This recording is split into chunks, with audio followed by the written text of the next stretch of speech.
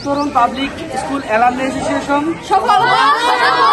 Uttaran public alumni association,